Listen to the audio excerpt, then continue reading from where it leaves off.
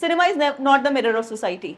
Example मैं देती हूँ, जब पार्टीशन हुआ था, जब उसकी असलियत ये थी कि वहाँ पे हिंदू लड़कियों का, हिंदू क्या सभी लड़कियों का, लेकिन चलो मैं हिंदू इसलिए बोल रही हूँ कि हमें रियलिटी मालूम है, वहाँ पर इतनी बुरी तरीके से उनको मारा गया था। लोगों ने अपनी अपनी बेटियां कुएं में खुद फेंक देते थे कि कभी उनके हाथों में ना पड़ जाएं, क्योंकि माले गनीमत की भी एक पूरी चलती है ना, पूरी एक सेंटिमेंट।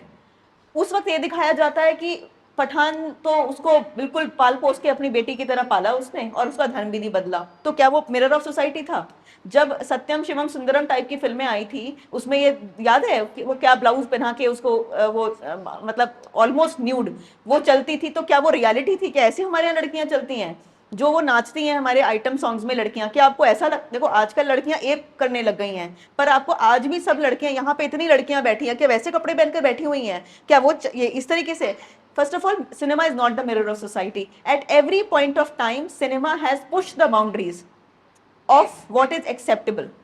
कभी भी ऐसा नहीं हुआ कि उन्होंने वो दिखाया जो होता है। अगर हो रहा होता तो राम जन्मभूमि मूवमेंट पे फिल्में बनाते और कहते कि कितना ज्यादा लोगों में आ गया। उल्टा उल्टा बना रहे थे, राम को एंटी हीरो बना रहे थे। सिनेमा हमेशा, आज हमको आज लगता है कि ओ 70s में लड़कियां कितनी अच्छी, मतलब गाने होते नहीं, 50s में तो मतलब क्या था, उस वक्त के जमाने में वो भी खराब था। ठीक है, तो क्या होता है कि आपको कई सालों के बाद लगने लगता है कि नहीं नहीं वो तो गोल्डन पीरियड था। कोई गोल्डन पीरियड नहीं था। गोल्डन पीरियड एक था शायद 1000 साल पहले, जिसमें जिसने बहुत भारत की तारीफ हुई है। आई होप कि वो स्वर्णकाल दोबारा आए, इंडिविजुअल लेवल पे के प्रयास से आएगा। लेकिन सिनेमा मिरर ऑफ सोसाइटी नहीं है।